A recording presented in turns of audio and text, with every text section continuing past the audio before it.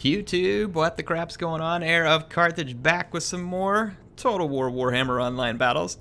We're going to get Chakifko here. He's made some appearances before. He's going to be playing the Dark Elves against the Wood Elves. Ooh, the emotional elves versus the hippie elves, I guess, right? I don't know, you guys have better names for the Wood Elves. I'm trying to come up with something. This action does not have my consent. I know, Carl. I know. So let's see. What do we got here for the Wood Elves? Way Watchers. 3 units of Way Watchers up front. A couple of Glade Guard. One of them has Hagbane tips. 2 War Dancers. Mr. Durthu. The angriest tree. The angriest of the angry orchard. Huh? Oh, the lame jokes continue. Ooh. Those Reaper bolt throwers are going to do some damage.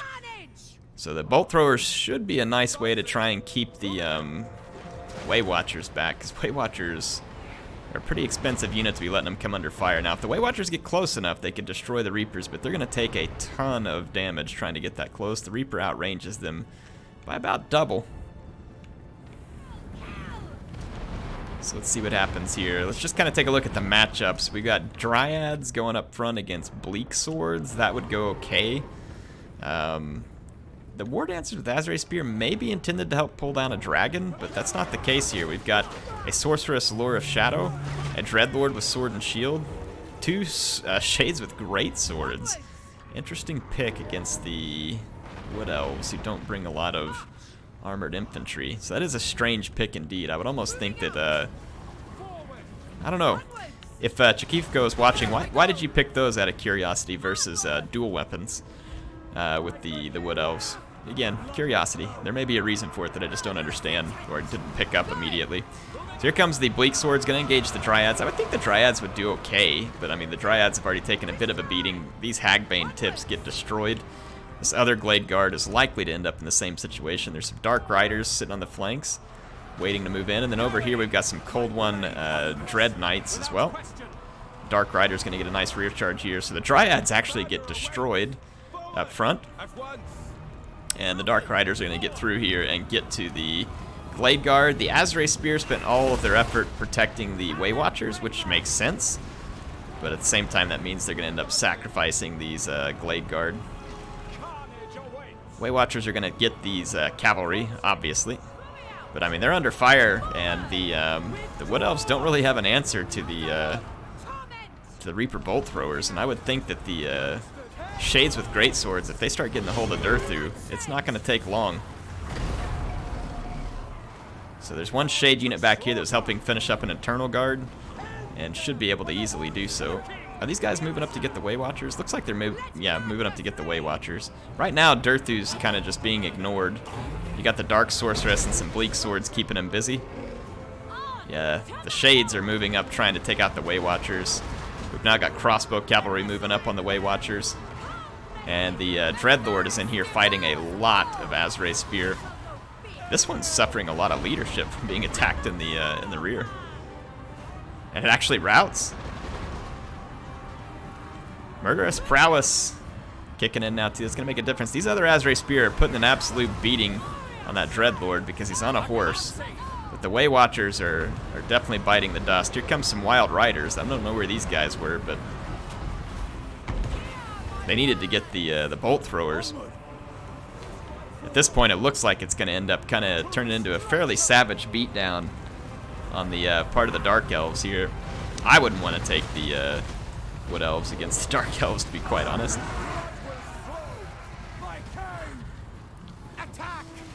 Yeah, these Cold One Dread Knights are going to get into these Way Watchers and rip them a new one. There are some regrouped Way Watchers back here, though, and the damage is starting to mount on the Cold One Dread Knights, but really don't know what else the Wood Elves can do here. Durthu's tied down, and he's getting shot.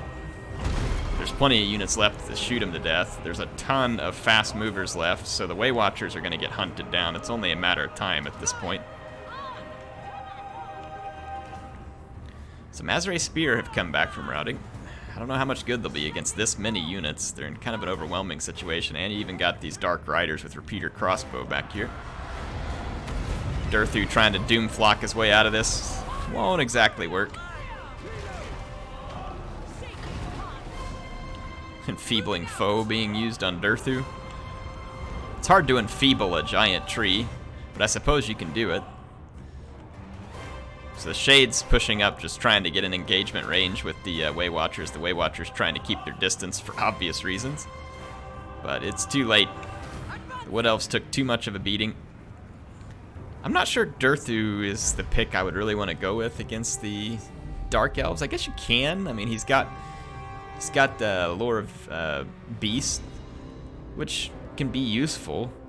But if you pick him, I just worry that he's such a target for armor-piercing missiles and dragons, both of which the Dark Elves can field, and you have Blackguard.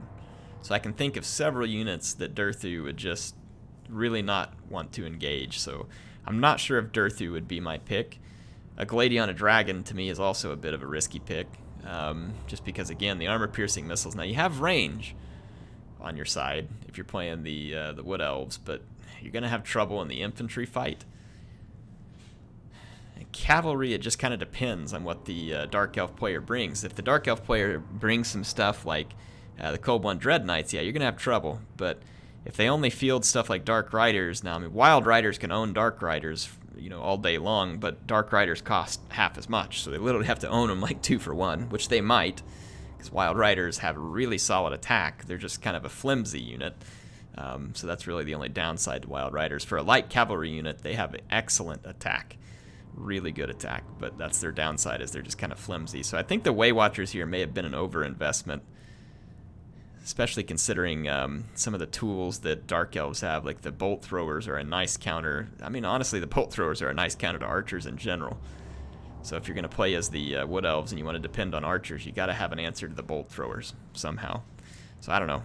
Interesting one to think of. You all ever tried this matchup? If so, what do you think of it? What do you think of Dark Elves, Wood Elves? I mean, personally, I'm not saying it can't be won. I'm just not sure exactly what kind of favorable matchups the Wood Elves really have there. There's one other I wanted to throw in here. We got to see Ninja Hun play against the Skaven last time. I want to watch his Rush Army. This may be the latest version of his Rush Army. Good grief, that's a lot of Slayers. I know Ninja Hun usually, he doesn't like playing the Dwarves because they're a little too static for him sometimes. So when he does play him, he usually goes with the massive Rush Army. So let's see what he's got here. He's playing against the Tomb Kings, who actually have the Blessed Legion, and some Ushabti with Great Bow up front being supported by a Necrotect. And then there's a Screaming Skull Catapult, which is really better against, you know, it's going to be a lot better against, what are these Ushabti doing? Don't do it, man. The Ushabti are going to go into combat against the Miners. What? Just run away. Let the War Sphinx do that. Good grief, man. Those Ushabti are crazy. They needed to back up and just start shooting Ungrim or something. There are a couple of Tomb Scorpions that are going to be coming down from the flank, but the Dwarves are in the face of the Tomb Kings so fast. Of course, Skeleton Warriors were kind of meant to die. This Tomb Guard will do okay, but really not great, because Dwarf infantry of all sorts really has a lot of armor for its cost. So the Screaming Skull Catapult taking its toll on leadership, and then here comes the line of Slayers. And Tomb Kings are not going to like fighting Slayers.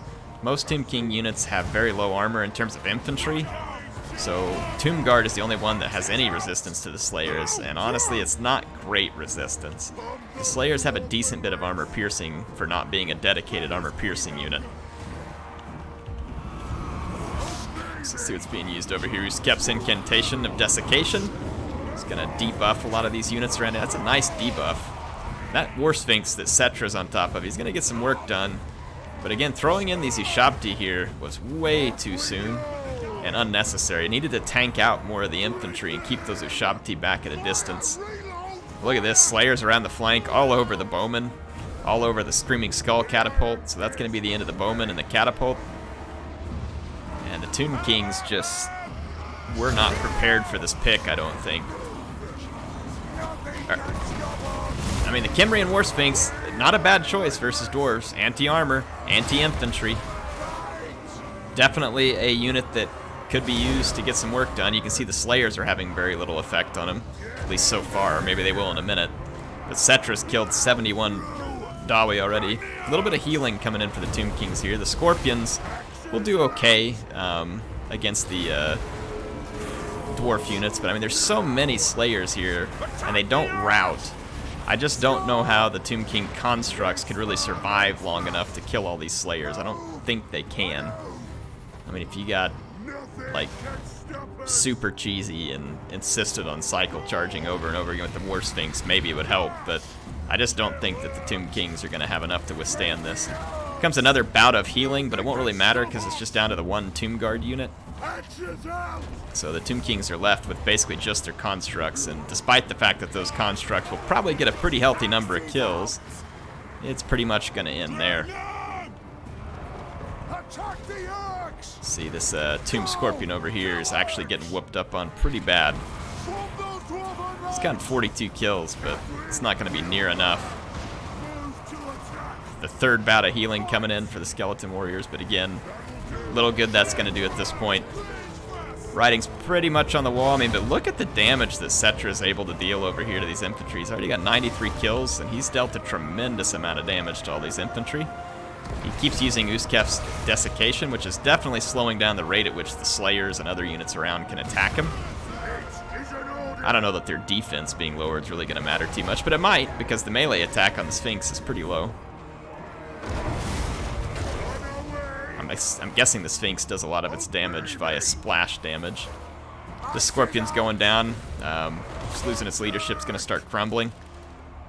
And then if that one crumbles out, I'm pretty sure that everything that's left for the Tomb Kings is going to probably just disintegrate. Here comes the Dragonback Slayers. That's going to hurt because they're going to be a pretty big debuff onto the War Sphinx. Wow, the kills. Now, part of the reason he's getting a ton of kills is because the Dwarf player is just going all in here, which, I mean, what else are you going to do, right? You're not going to sit back and feed him one unit at a time. But if those splash damage can reach their full potential in this particular case. Now, Kimrian War Sphinx definitely likes being in an infantry fight. Not this many infantry, but usually likes it pretty good. He's going to end up racking up 150 kills regardless. This Tomb Scorpion's disintegrating. Cetra disintegrates.